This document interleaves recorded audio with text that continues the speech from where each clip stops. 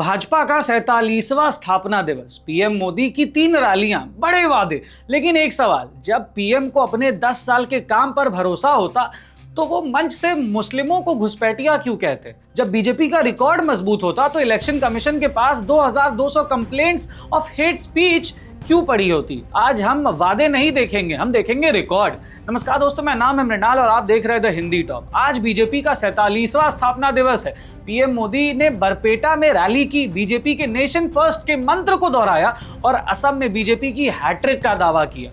गोगामुख की रैली में पीएम ने यूसीसी का वादा किया, 15 लाख नए घर, और कहा कि घुसपैठियों से आदिवासियों की जमीन बचाई जाएगी। पीएम ने कांग्रेस पर आरोप लगाया कि वो मुस्लिम लीग की तरह देश बांटना चाहती है और बाबा साहेब अंबेडकर के संविधान पर हमला कर रही है। बड़े बड़े बयान दिए गए, लेकिन क्या ये फैक्ट से मैच करते हैं? आइए देखते हैं, थोड़ा फैक्ट चेक भी करते हैं। पीएम मोदी ने आज फिर वही 3 आरोप दोहराए जो वो हर चुनाव में लगाते हैं। आरोप नंबर 1, कांग्रेस आपकी संपत्ति घुसपैठियों और ज्यादा बच्चे पैदा करने वालों में बांट देगी। फैक्ट क्या है? कांग्रेस का न्याय पत्र मैनिफेस्टो कहता है बढ़ती आर्थिक असमानता दूर करने के लिए नीतियों में बदलाव।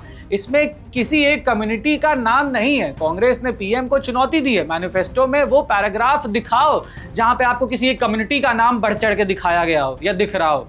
आरोप नंबर 2, कांग्रेस मुस्लिम्स को एससी, एसटी, ओबीसी का कोटा काटकर 15% रिजर्वेशन देगी। फैक्ट क्या है? कांग्रेस मैनिफेस्टो में ये कहीं नहीं लिखा। इसी में कांग्रेस की पिटीशन है कि पीएम ने ये बयान मॉडल कोड ऑफ कंडक्ट का उल्लंघन करते हुए दिया है। आरोप नंबर 3, कांग्रेस इनहेरिटेंस टैक्स लगाएगी। फैक्ट क्या है? कांग्रेस मैनिफेस्टो में इनहेरिटेंस टैक्स का कोई जिक्र भी नहीं है। सैम पिट्रोडा कांग्रेस के ऑफिशियल स्पोक्सपर्सन भी नहीं है। अब वो हिस्सा जो बीजेपी का असली रिकॉर्ड दिखाता है, और ये कोई आरोप नहीं है, ये है court records, HC notices, high court notices और वेरीफाइड रिपोर्ट्स के आधार पर। फैक्ट नंबर 1, पीएम मोदी ने एक राजस्थान रैली में कहा कि कांग्रेस आपका पैसा उन लोगों में बांटेगी जो ज्यादा बच्चे पैदा करते हैं, घुसपैठियों में।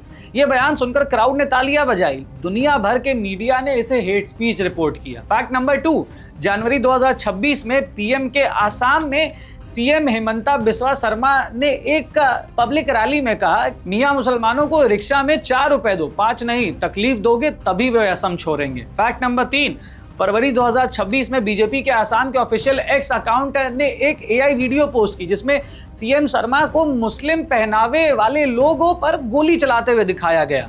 स्क्रीन पर लिखा था no mercy, foreigner free Assam. बाद में वीडियो डिलीट हुई। फैक्ट नंबर 4, इस वीडियो पर गुवाहाटी हाईकोर्ट ने फरवरी 2026 को सीएम हेमंता बिस्वा शर्मा को हेट स्पीच के मामले में फॉर्मल नोटिस भी जारी किया। फैक्ट नंबर 5, ईसी के पास 2200 से ज्यादा कंप्लेंट्स है पीएम के बयानों पर। ईसी ने कोई एक्शन नहीं लिया है अभी तक। ईसी स्पोक्सपर्सन ने कहा था we decline comment. Fact number 6, India hate lab की रिपोर्ट्स में पीएम के आसाम के सीएम हेमंता बिस्वा शर्मा को इंडिया के सबसे ज्यादा हेट स्पीच देने वाले नेताओं में कंसिस्टेंटली रैंक किया गया, योगी आदित्यनाथ और पुष्कर सिंह धामी के साथ। अब यहाँ कुछ सवाल उठते हैं पीएम मोदी और बीजेपी से। अगर कांग्रेस का मैनिफेस्टो इतना खतरनाक है तो फैक्ट चेकर्स उसे गलत क्यों साबित करते हैं बार बार? अगर बीजेपी का 10 साल का रिकॉर्ड इतना मजबूत है, 5 bridges, 14 medical colleges, 9.78 lakh crore Assam को, तो उस रिकॉर्ड पर वोट क्यों नहीं मांगते? किसी कम्युनिटी को घुसपैठिया बुलाने की क्या जरूरत पड़ती है आपको बार बार? इलेक्शन कमीशन से 2200 से ज्यादा complaints, documented hate speech, Guwahati HC का नोटिस और ईसी की चुप्पी। क्या भारत का इलेक्शन कमीशन सभी पार्टीज के लिए इक्वल है या पीएम के लिए अलग अलग नियम है?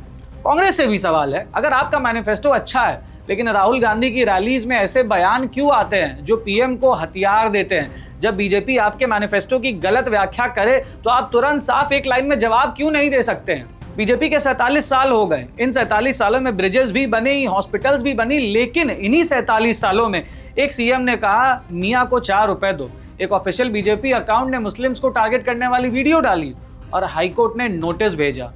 ये रिकॉर्ड भी है और ये रिकॉर्ड भी वोटर्स के सामने है। असम 9 अप्रैल को वोट करेगा। ब्रिजेस गिनने वाले भी होंगे और नोटिसेस याद रखने वाले भी होंगे। ऐसी और खबरों के लिए देखते रहे द हिंदी टॉप। और अगर अभी तक आपने हमें हमारे सारे प्लेटफॉर्म्स पे लाइक, शेयर, सब्सक्राइब, फॉलो नहीं किया है तो जल्द से जल्द कर लें।